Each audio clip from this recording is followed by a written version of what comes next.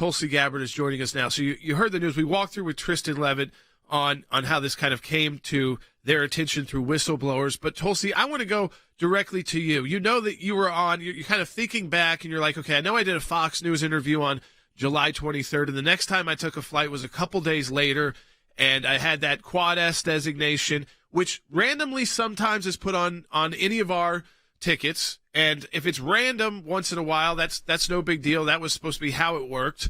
But then you noticed it kept happening and happening and happening. And so you realize this is something bigger.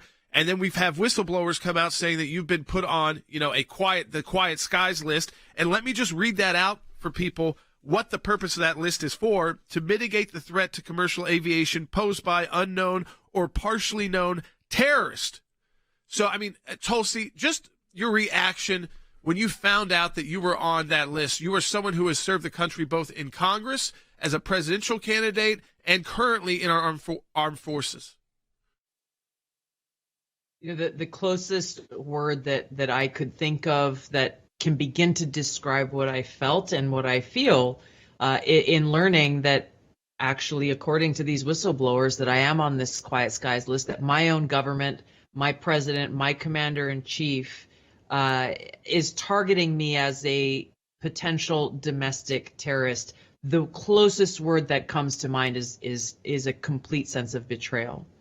And it's betrayal because I, like so many Americans, enlisted because of the Islamist terrorist attacks on 9/11, enlisted to serve in our country's military, to ensure the safety, security, and freedom of the American people, to go after and defeat and destroy those Islamist terrorists who continue to pose the greatest short and long-term threat to us, to our security, and to our freedom. And so now, after serving over 21 years and continuing to serve in our nation's military, my own government has labeled and is targeting me directly now as a domestic terrorist, as they are many others. I'm not alone in this.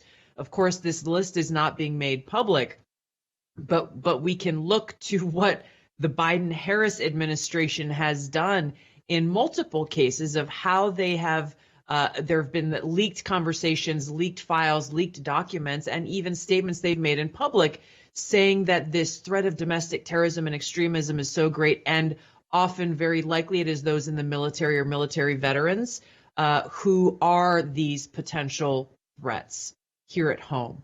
It is more than a slap in the face. It's more than a punch in the gut. It is a complete betrayal coming from our own government, that they are using our taxpayer dollars, our resources. They're using people like the air marshals as weapons and pawns to target their political opponents. And that's really what this is all about.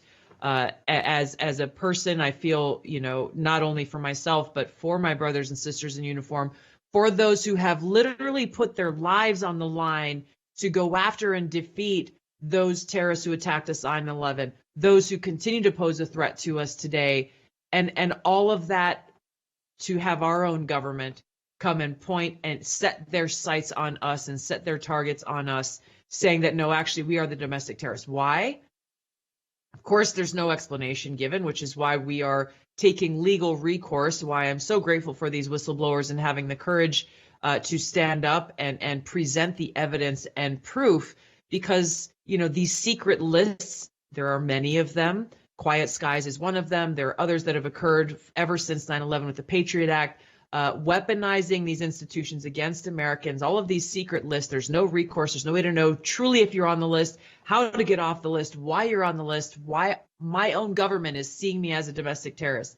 I can't tell you why, but I can make some assumptions based on the record of this administration that this is yet another tool they are using against their political opponents. Yeah. Obviously, I've been very outspoken about the dangers of the Biden-Harris administration to our democracy and to our freedom and to our national security.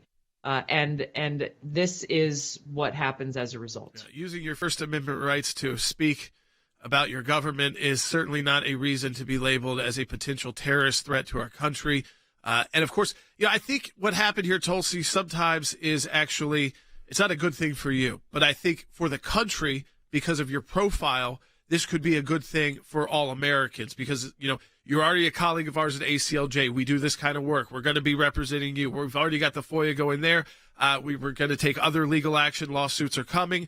But then you're also, by you taking a stand and your public stand, along with those whistleblowers that we've worked with before and defended their rights and protections, we're able to expose this program to the American people and your willingness to come and speak out about it. But I also want you to tell people your husband ended up on this as well, and he is not someone who is outspoken like you or is out in the political world every day. No, and again, this just points to the insanity of what this government is doing. My husband is a cinematographer. He makes films and commercials and music videos. He supports me in what I do, and I'm so grateful for it. But he is not at all involved in any kind of political discourse or debate, either in person or online. And so for him to be receiving the very same treatment that I have been receiving with this continual quad S is what they called it. You showed the image of the boarding pass, the SSSS mark. He was just on a flight a couple of days ago and still has that showing up on his boarding pass. And so for people who don't know what that means, it means that you cannot check in online. You have to get your whether you have check-in luggage or not, you've got to get your boarding pass from the ticketing agent. They will hand you the boarding pass. If you have TSA pre-check, that goes out the window. You go through the regular TSA line. Once you get there, you got to wait for a supervisor to come and show up. Can take a little while, as we've experienced. They have to shut down an entire lane, an entire screening lane through the TSA checkpoint just to screen you individually because it takes so long. They will check all of your electronics. They will empty every single article, your toothbrush, your underwear, your clothing, your books, your battery charger, every single article from your carry-on luggage, and screen and swipe every single piece of it. So it takes 30 to 45 minutes. And then once they give you the all clear, then you go and you board your flight. And sometimes you may get additional screening at the gate before you're allowed to walk onto the plane. So this is not only happening to me, it has happened to me, it's continuing to happen to my husband, and it happens to a lot of other people. I heard from a TSA employee through one of these experiences, and I'm not going to out them at all, but they could not make sense of the fact that how someone in the military could be getting this screening, and also how they had seen how Trump supporters who previously were not in that Quad S designation now were continuously marked with Quad S on their boarding pass. So through our legal action, I'm grateful to ACLJ and you and Jay and your whole team that's come together to fight for our First Amendment rights in this country so that we can shut down these constitutional actions and take it all the way to the Supreme Court if we have to. Absolutely. And Tulsi, we're proud to be colleagues of yours and to fight with you at ACLJ. And again, First Amendment, Fourth Amendment, this involves so much, but it's exposing a program that has not yet led to any arrest or any kind of prevention of any terror attacks in the country since it started. Tulsi, I know there's going to be a lot more to talk to you about as this goes on. Appreciate you joining us today to talk about it. Support the work of the ACLJ, folks. This is a multi-pronged legal efforts with whistleblowers representing Tulsi, her husband, with FOIAs, with lawsuits. Go to aclj.org. Donate today. Let's protect our rights.